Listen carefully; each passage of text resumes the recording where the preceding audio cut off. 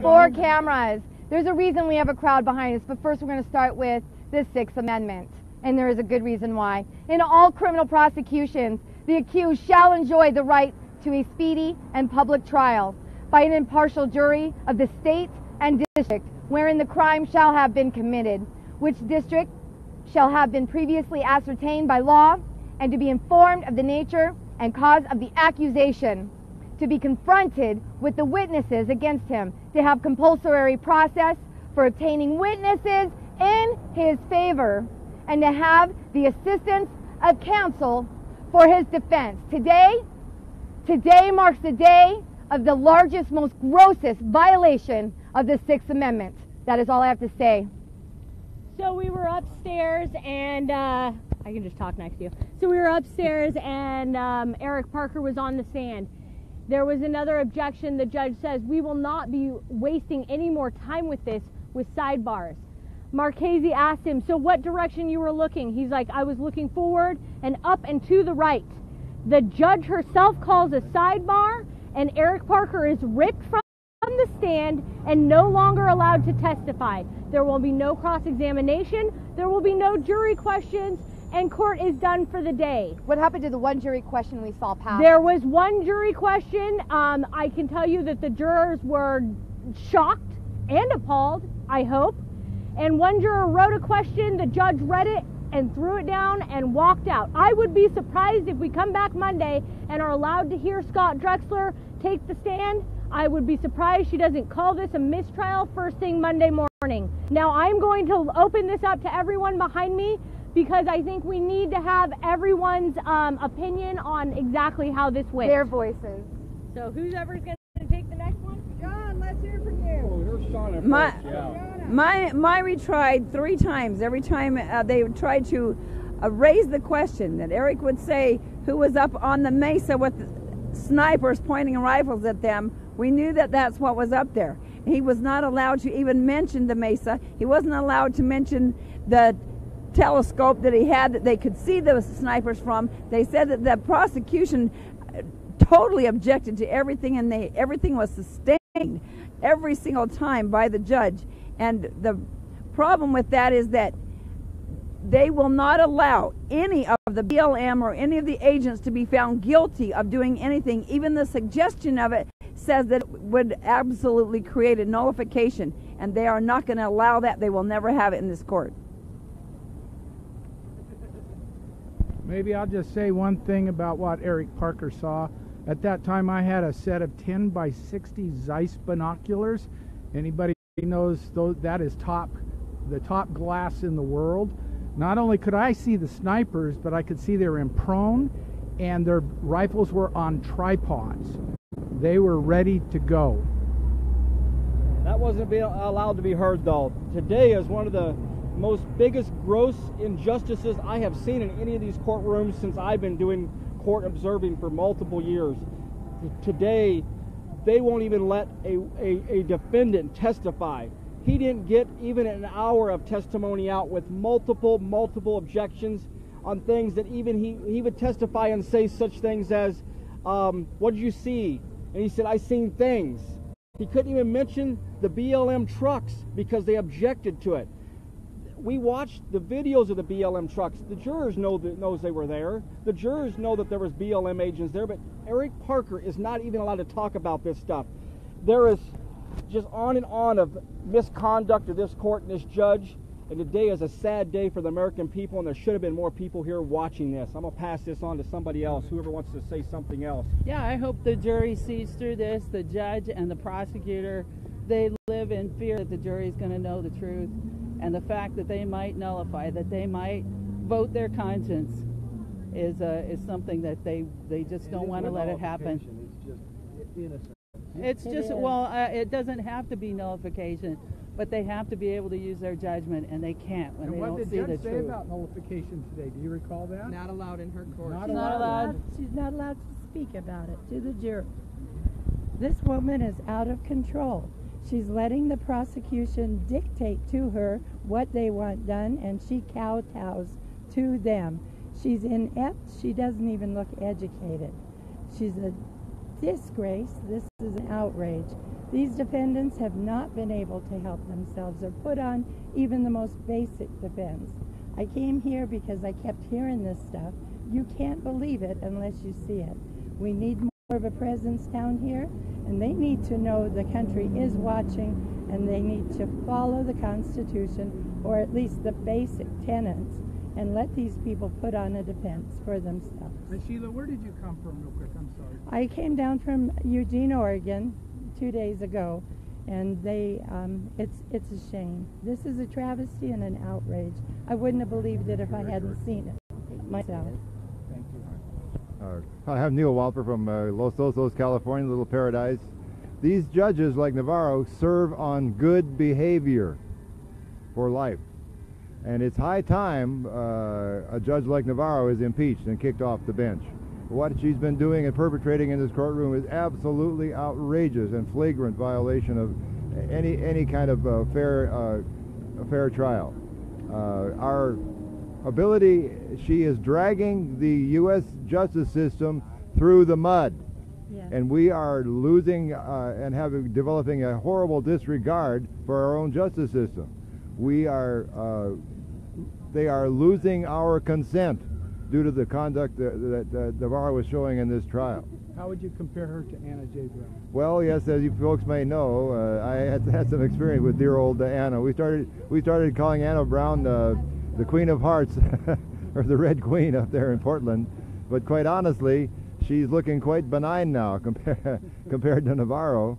But of course, Navarro has looked at our trial up there, in which myself and Ammon and the rest were all found not guilty on. And Navarro is absolutely determined to have none of that kind of thing in her courtroom. She is absolutely determined to get guilty verdicts no matter what, come hell or high water.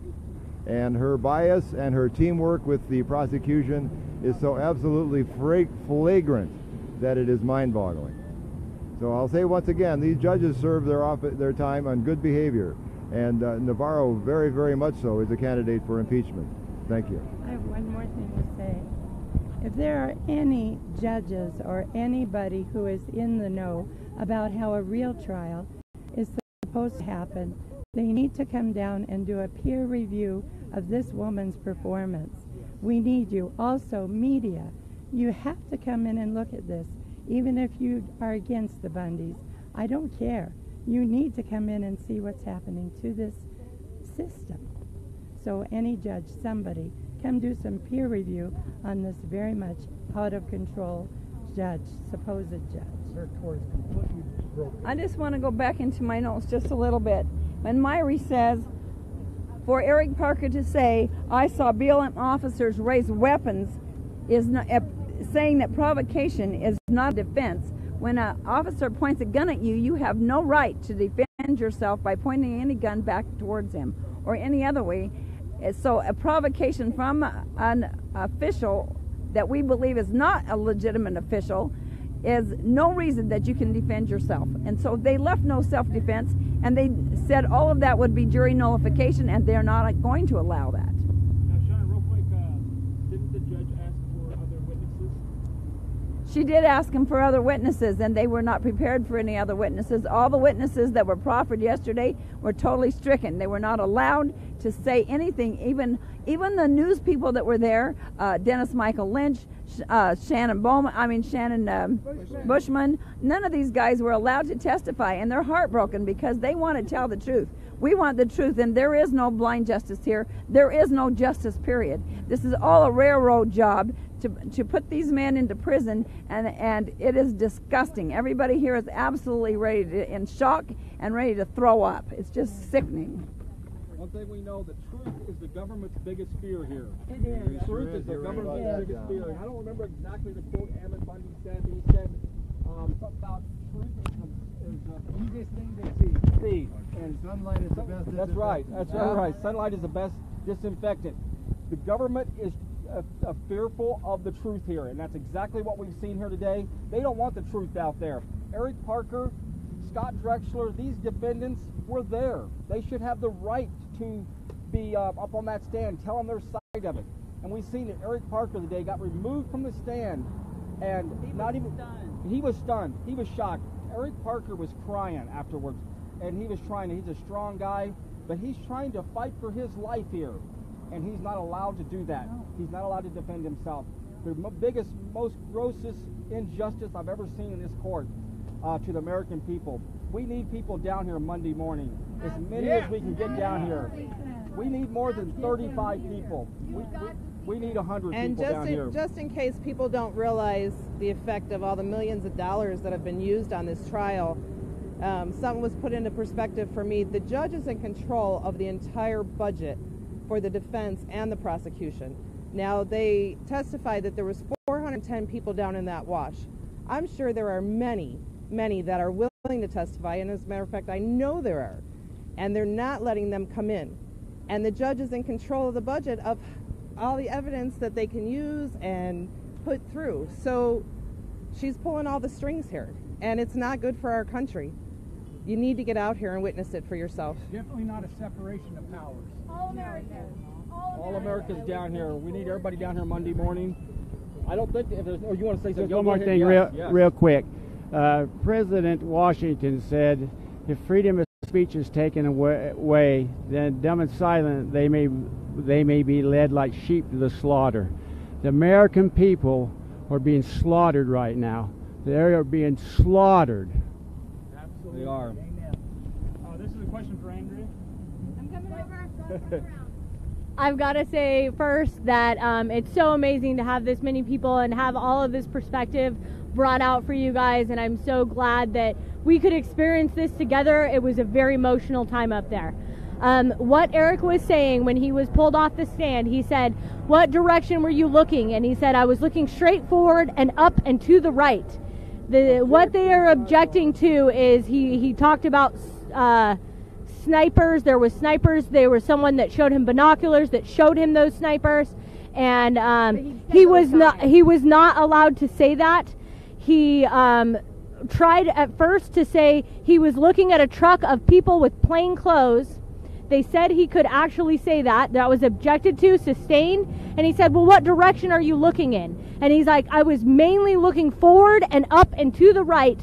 Objection, sidebar, and he is taken off the stand. Is there anyone else here that would like to say what they felt or saw in there today? Yeah, I'd like to say what I heard today, because if I hadn't seen this with my own eyes before this happened, I wouldn't believe it. Of course, we know Andrea, everything that she shared. When you get in court, it's actually worse than she actually, said.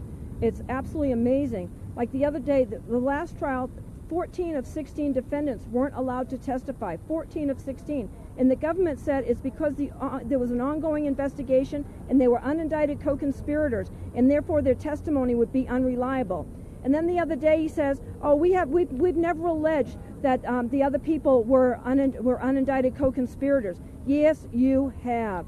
And so now they've taken a different tack to keep people off the stand.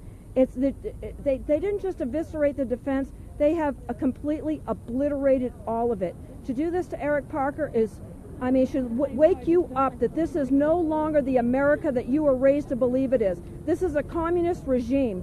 And the Department of Injustice was the first takeover, and we're seeing it loud and clear right here. I hope you'll all be here Monday. What happened to drain the swamp? Oh yeah, no. They refilled the swamp with the same people, with the same ones that were already in there. Drowned in the swamp. Instead of the blue coats, it's the red coats in there now. Does anybody else have anything? Yes. Well, I was shocked, as I'm sure everyone else was, when the judge cut the testimony short. Eric Parker was just sitting there in disbelief, like, that's it? That's all I get to say? The judge is not letting the defense lawyers put on any defense case whatsoever. So it's unbelievable. Never seen anything like it. He doesn't. These defendants do not deserve a mistrial. They deserve a not guilty verdict from jurors of their peers, and that's not what they're allowed to hear here. I don't even know if I can do this. You can do it. Yeah, I'm Margaret Houston. I'm Cliven's sister. You were the one assaulted, weren't you? You're the one that got bodied. Yeah, and you know what? I feel so much love for these men. They didn't know us, which Eric was trying to tell, I didn't know them. They came because of the things that they saw. They seen me, Davy, and Ammon abused and other things, and they cannot even bring that up in court. They can't say why they came, what they saw before they came, and now we see they can't even say what they saw when they were there on that day. I mean, I'm in awe. I think we're all in shock of what we've seen and what's going on. And these good men, can you spend the rest of their life in jail for coming and standing with us, not knowing us, and they can spend the rest of their lives in jail for standing up for their neighbors, and they are not getting a trial. You know what? We've always been taught. The prosecution tells their side, the defense tells their side, the jury decides if we're guilty or innocent. That is not how our courts are run now. This court, we have no defense. Our only defense, our only witness was pulled off the witness stand today. And he may be the only one. Scott may not even be able to be on there Monday. And we have no idea what's going to happen Monday. And is it true that you're not allowed to testify in their behalf? I'm not, no. None of us. They probably had a list of how many, probably 100 and something witnesses. They've denied everybody. The ones that were interviewed yesterday were all denied. Everyone's been denied. So Eric stands up there, tries to defend himself, and what happens? They throw him off the bench, and he can't even defend himself. So we have nothing. We have nothing now, nothing. And we need you here Monday. We need you to be in that court to witness this and see what this judge and this prosecution is going to say on Monday morning. We have no clue what they're going to say. The jury was so upset. Some of them were really, really mad. And I seen one personally write a note, send it to the judge. She looked at it and she went and threw it on the desk. And walked out. Margaret, don't you think that some of the reason that what happened late today was because we were filling up the seats out there? Don't you think that might have been? You know what? I don't know where they're coming from. Yeah? I have no clue. It's just unbelievable. That's all I can say. It's unbelievable. It's not. We are not in the America that we thought we were. It's not even an illusion anymore. It's not an illusion. It's no longer an illusion. It's not. We've been talking for years about how it's not the same America and that this is just an illusion. This is no longer an illusion, guys. These are the facts. This is the way they're running the country. Period. It is obvious. It is in your face. This is no longer a discussion, a debate, or a topic. It's not an illusion. This is exactly the way they're running it now. They're running it by violating your rights. This is not the same as the founding fathers had written for us. The supreme law of the land is not just being chipped away at anymore. It's being eviscerated. It has been eviscerated. Those are the facts. This is not my opinion. I am not just making up another speculation from my brain. I am telling you, our freedoms are not just under attack. They have succeeded in absolutely violating us. All of us. Those men being violated right now is representative of all of us. Absolutely. And what did they do last time when there was a mistrial? They came back at everything they could possibly do to stop them from getting another mistrial and making sure that they get a guilty verdict. And here what has happened. Oh my gosh, our flags are going down. Here what has happened. That's exactly what's happening. Yeah. Here what has happened is they did everything they possibly could do, and they are still not winning. So what will they come back with?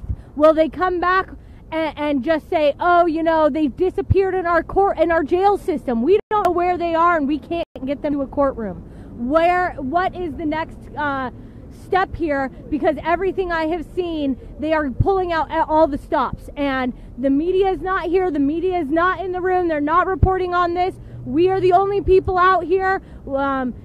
I started this. I knew nothing. I came here to be in trial and to tell people from Idaho. John came down and helped me and taught me everything I know and helped me get to where I am.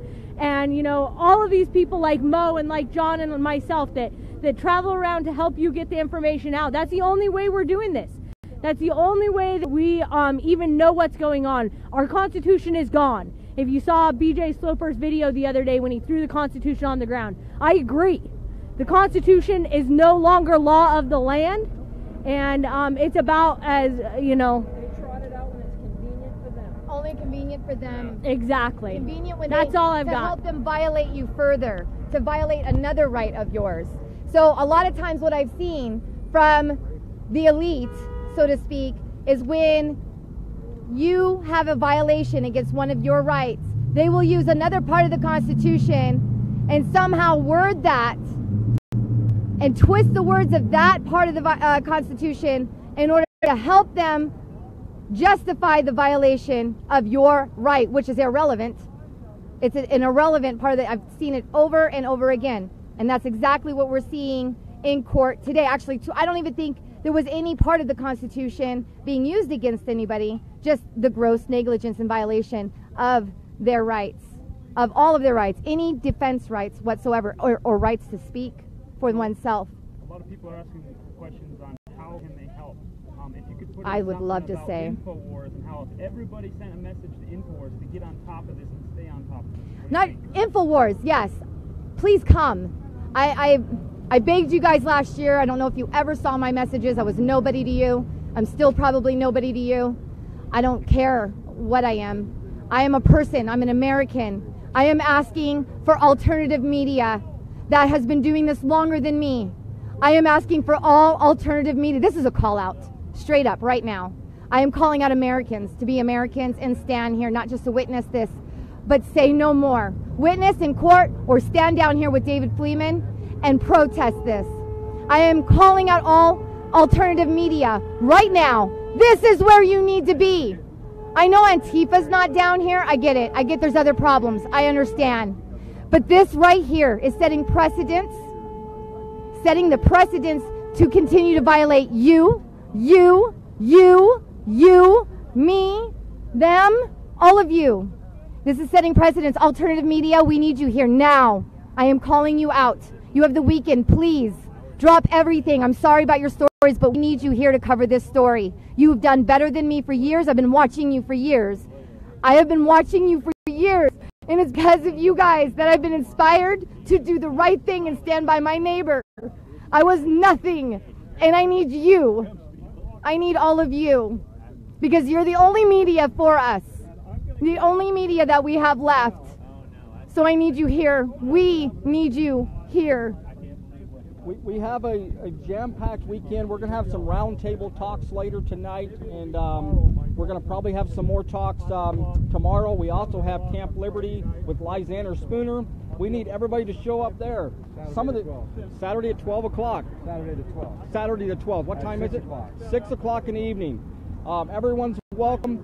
We're going to have some of the same talk, educational speakers there from all over the country. And we invite everyone there to come there and listen and learn and hear about what's happening in these courts, what's happening in other places in other people's lives. And then again Monday. So if you get here this weekend, you're welcome over there at Camp Liberty for the Lysander Spooner talk and stuff there. So everybody please come over there. Symposium, yeah. Bigger words than I'm used to saying. But so please come. Join us there. If you can't join us there, be down here Monday morning. We're hoping and praying for a lot of people. Other than that, I think that's all we have to say. This was a jam-packed press statement, interview with everybody, and a lot of people were upset, obviously, as you just seen. Keep praying for us. Expect some more live streams here throughout the weekend about some of this same talk as we recoup from what we just found out there in the courtroom. So I think that's it. Okay, God bless. Thanks a lot, everyone.